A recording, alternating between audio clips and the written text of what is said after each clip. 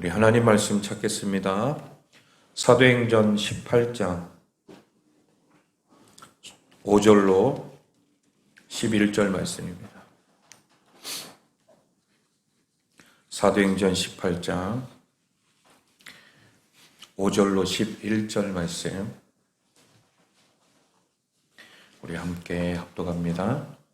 실라와 디모데가 마게도냐로부터 내려오매 바울이 하나님의 말씀에 붙잡혀 유대인들에게 예수는 그리스도라 밝히 증언하니 그들이 비방하거늘 바울이 옷을 털면서 이르되 너희 피가 너희 머리로 돌아갈 것이요 나는 깨끗하니라. 이후에는 이방인에게로 가리라 하고 거기서 옮겨 하나님을 경외하는 디도 유스도라 하는 사람의 집에 들어가니 그의 집은 회당 옆이라. 또 회당장 그리스보가 온 지방과 더불어 주를 믿으며 수많은 고린도 사람도 듣고 믿어 세례를 받더라. 밤에 주께서 환상 가운데 바울에게 말씀하시되 두려워하지 말며 침묵하지 말고 말하라. 내가 너와 함께 있음에 어떤 사람도 너를 대적하여 해롭게 할 자가 없을 것이니 이는 이 성중에 내 백성이 많음이라 하시더라. 1년 6개월을 머물며 그들 가운데서 하나님의 말씀을 가르치니라. 아멘. 할렐루야. 오늘 말씀은 성령에 붙잡혀 살라라는 말씀 제목으로 함께 은혜 나누겠습니다.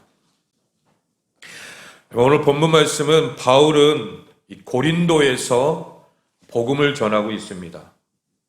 이 고린도는 우리가 성경을 통해서 배워 알듯이 향락의 도시이고 쾌락의 도시입니다.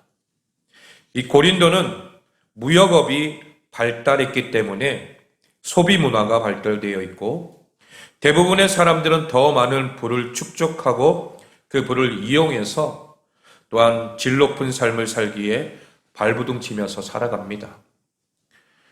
한마디로 부와 쾌락에 붙잡혀 인생을 살아가는 자들이 바로 이 고린도에 사는 사람들이었던 거죠. 그러면 이 고린도를 보게 되면은 당시의 문헌자들을 통해서 살펴볼 때에 지금의 대한민국, 특히 서울이나 부산 이런 쪽에 너무나도 닮았다라는 것을 발견할 수가 있어요. 전 세계에서 반문화가 가장 발달한 도시가 어디예요? 우리 대한민국입니다. 외국 사람들이 우리나라에 와가지고 가장 놀라는 것 중에 하나가 밤에 마음껏 돌아다닐 수 있다는 거예요. 외국 사람들이 와가지고 그 외국 사람들은 어디예요? 자기네 나라에서는 밤에 쉽게 돌아다닐 수가 없어요. 왜냐하면 사람들이 언제 나를 해칠지 또 강도짓을 할지 이런 것들이 두려워서 밤에 나오지를 못한다는 거죠. 근데 우리나라는 치안이 좋기 때문에 밤에 누가 돌아다니든 물론 으슥한 곳에는 가기는 좀 꺼려하지만은 대부분의 이제 불이 환한 곳에 켜져 있는 곳에는 마음껏 그렇게 돌아다니는 그런 모습들을 보게 되죠. 그러다 보니까 젊은이들이 꿈을 쫓아 살아가는 것이 아니라 돈을 쫓아 살아가는 도시, 또 초등학생들의 장래 희망 1위가 건물주가 되어버린 도시가 되었던, 또 그 반면에 낙태와 또 성범죄가 가장 빈번한 도시, 그것이 바로 우리가 살아가는 대한민국의 모습이라는 거예요. 사랑하는 성도 여러분, 사단은 할 수만 있다면 수단과 방법을 가리지 않고 이 땅의 영혼들을 올마매어서 자신의 수하에 두려고 몸부림치고 있다는 거예요. 마지막 때가 돼서 더 그렇죠. 그리고 사단의 명령에 굴복하게 만들어 이 죄의 노예로 만들어버린다는 거죠. 꼼짝달싹하지 못하게 결국 우리를 꽉 붙들어 매게 되는 거예요. 그렇게 세상의 노예가 되어서 붙잡힘 당하면 그 인생은 어떻게 됩니까?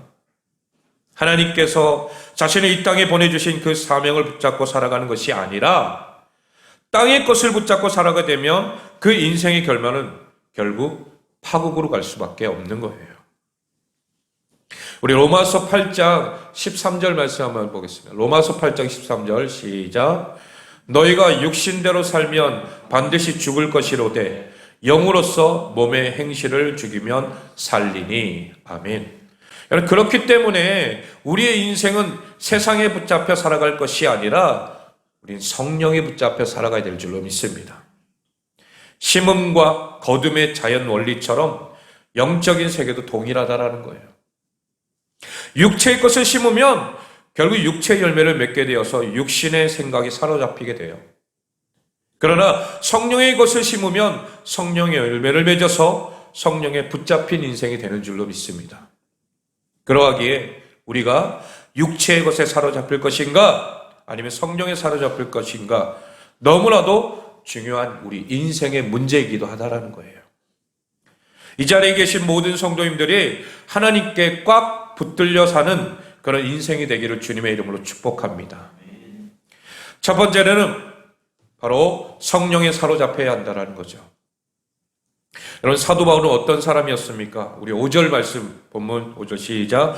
바울이 하나님의 말씀에 붙잡혀 유대인들에게 예수는 그리스도라 밝히 증언하니. 아멘. 여기 붙잡혔다라고 하는 원어적인 뜻은 둘러싸임을 당하다, 무엇에 통제를 받다라고 하는 그런 뜻을 갖고 있습니다. 그러하기에 이 표현은 바울이 하나님의 말씀을 선포하는 자로서 자신의 책무에 완전히 지배되거나 사로잡힌 상황을 묘사하는 것입니다. 쉽게 말해서 바울은 이제 완전히 하나님의 말씀을 전하는 일에 미친 사람이 되었다라는 거예요. 그래서 다른 사본에 보면은 이렇게 표현되어 있기도 합니다. 바울이 성령에 사로잡혀 바울의 인생은 완전히 성령에 사로잡히다. 성령에 포로된 자가 되었다라고 하는 그런 뜻을 갖고 있어요. 하나님의 말씀만을 전하는 그야말로 완전한 하나님의 종과 노예가 되었다라는 것을 말하고 있는 거예요. 여러분, 그래서 바울이 무엇이라고까지 이야기합니까? 우리 고린도전서 9장 16절 말씀 읽겠습니다. 시작. 내가 복음을 전할지라도 자랑할 것이 없으면 내가 부득불 할 일임이라. 만일 복음을 전하지 아니하면 내게 화가 있을 것이로다. 아멘. 여러분, 복음을 전하지 않으면 어떻게 된다고요? 자신에게 화가 있을 것이다 라고 할 정도로 이 바울은 완전히 복음의 노예가 된 거예요. 복음을 알지 못하는 사람의 관점으로 볼 때에 바울은 정말 어떠한 자유도 누리지 못한 채 비참한 그런 노예와 같은 인생으로 여겨질 것이라는 거죠. 여러분, 그러나 영혼의 관점에서 본다면 이건 절대 그렇지 않다라는 거예요. 어떻게 보면은 바울은 아무것도 못하고 그냥 복음만 전하는 사람, 이렇게 우리가 생각할 수 있다면 얼마나 답답하겠어요. 사람들은 그래요. 어떻게 복음만 전하면서 살 수 있냐. 세상에서 즐길 것도 즐기고 놀 때는 또 놀고 그래야 되지 않느냐, 이렇게 말하기도 하죠. 그러나 여러분, 영적인 어떤 관점에서 본다면 결코 그렇지 않다라는 거예요. 오히려 그와는 반대로 바울은 이 세상 사람들이 누리지 못하는 참 자유와 기쁨 속에서 살았다라는 것을 말하고 있는 거예요. 어째서 그렇습니까?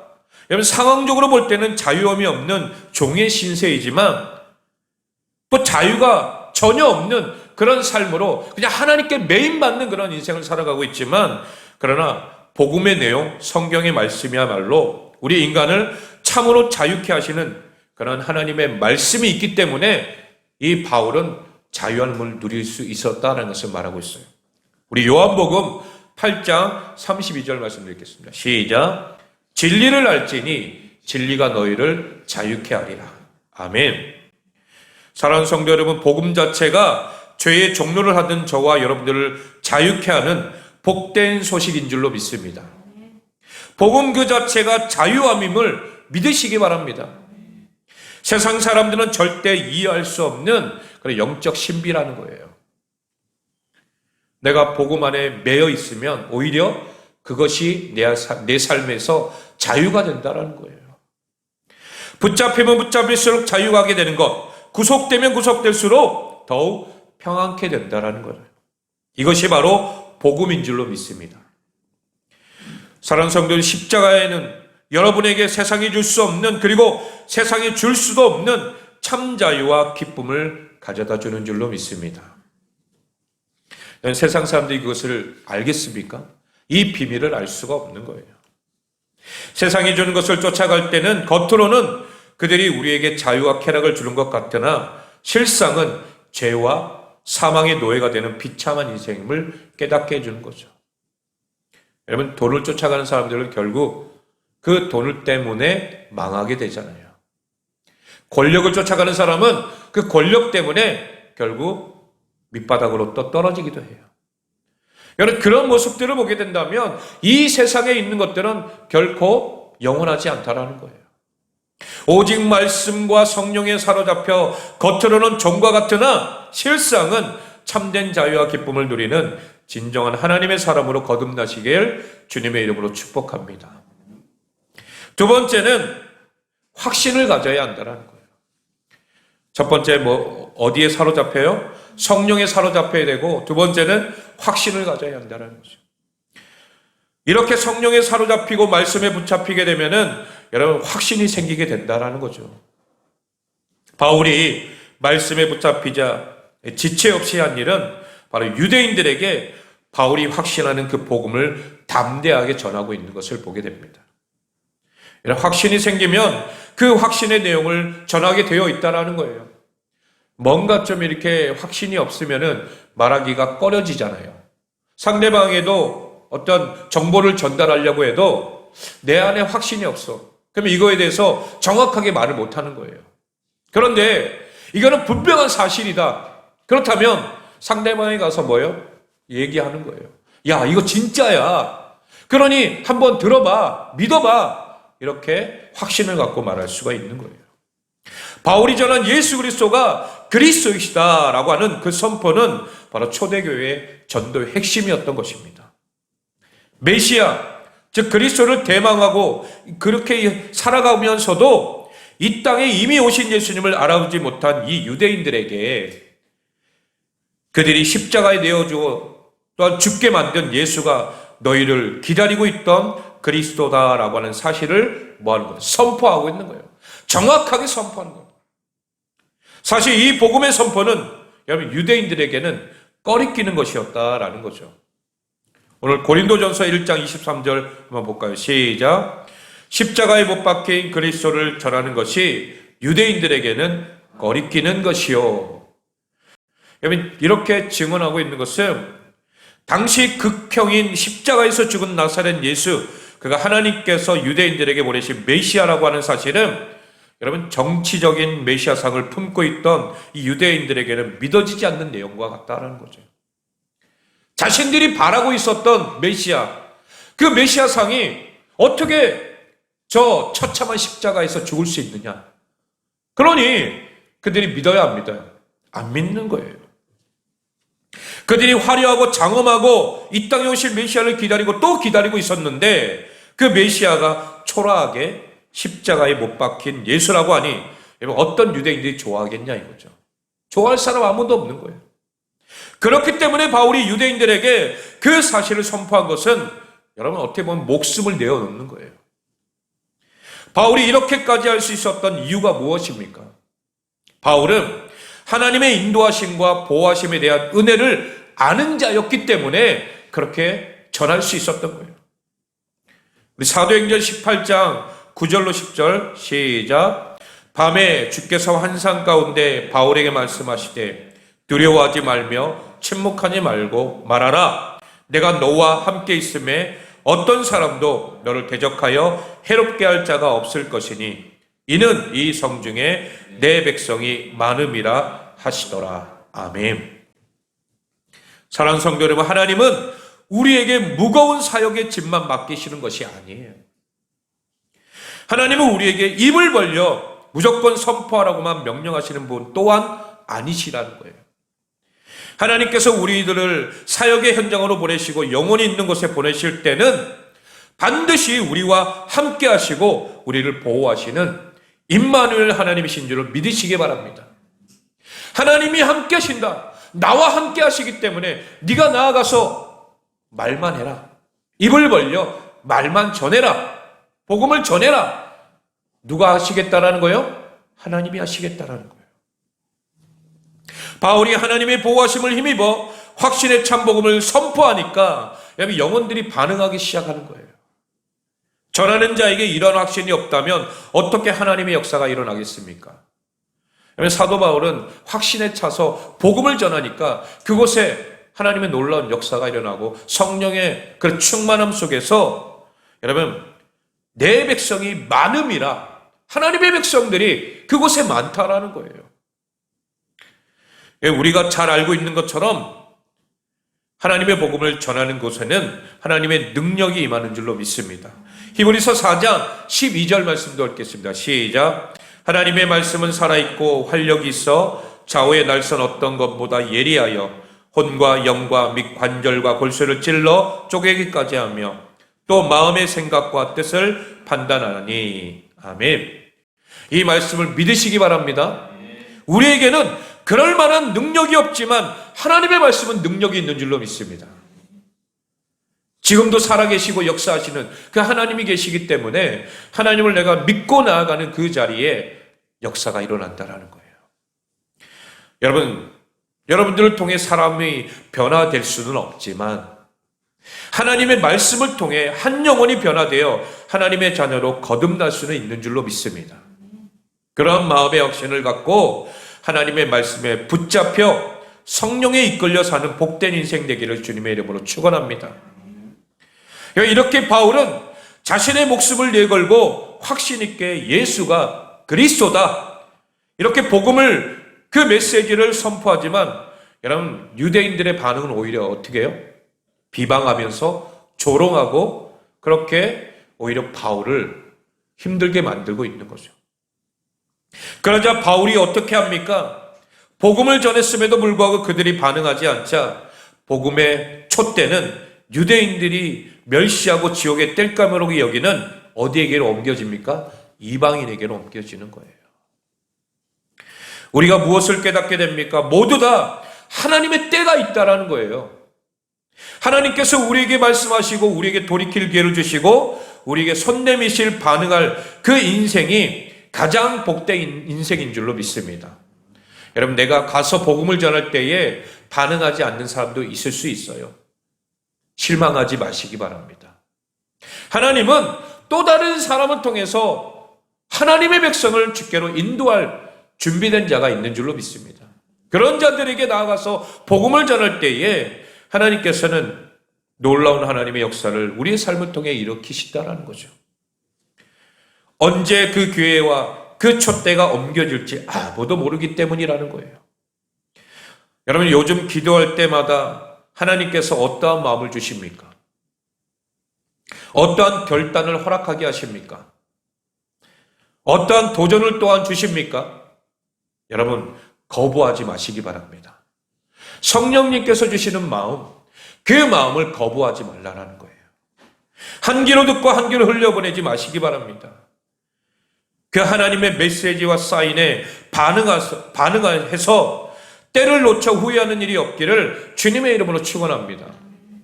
주님은 계속해서 우리의 마음에 또한 우리의 심령 가운데 하나님께서 사인을 주셔요. 우리 삶 속에서. 하나님의 말씀을 우리에게 주실 때마다 여러분 반응하시기 바랍니다. 그 반응에 민감한 자들이 되어야 된다는 거예요. 꼬집었는데 하나도 안 아파 이러고 있으면 어떻게 돼요? 그 사람 문제가 있는 거죠. 조금이라도 꼬집으면 아야 하고 반응이 나와야 될 거 아니에요. 마찬가지예요. 하나님께서 우리에게 들려주시는 메시지, 하나님의 음성이 분명히 있다는 거예요. 그 음성에 우리가 반응하며 우리가 하나님의 말씀에 순종하며 나아갈 때에 하나님께서 역사하시는 줄로 믿습니다. 결론입니다. 사랑하는 성도 여러분, 하나님은 이 시대에 또 다른 한 사람의 바울을 지금도 찾고 계신 거예요. 복음에 대한 확신을 품고 침묵하지 않고 이 타락한 세상을 향해 예수가 그리스도다라고 외칠 그 사람을 찾고 있는 줄로 믿습니다.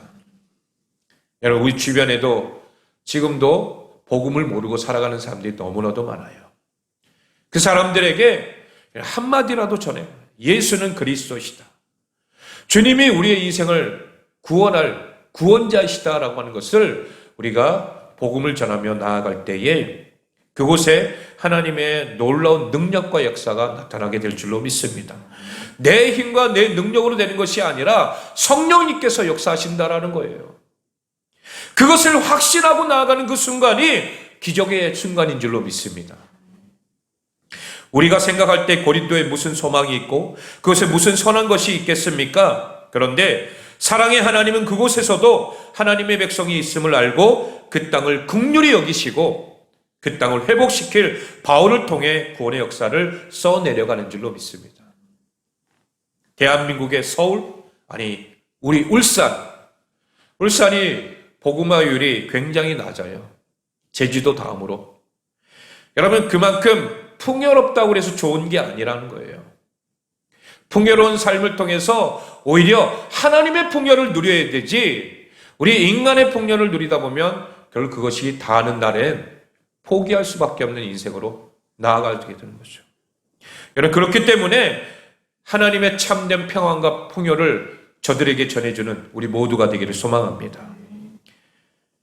하나님은 여전히 이 도시에 구원할 하나님의 백성들이 많이 있어 그 영혼들을 안타깝게 여기고 그들을 위해 복음을 전할 한 사람을 지금도 찾고 계신 줄로 믿습니다.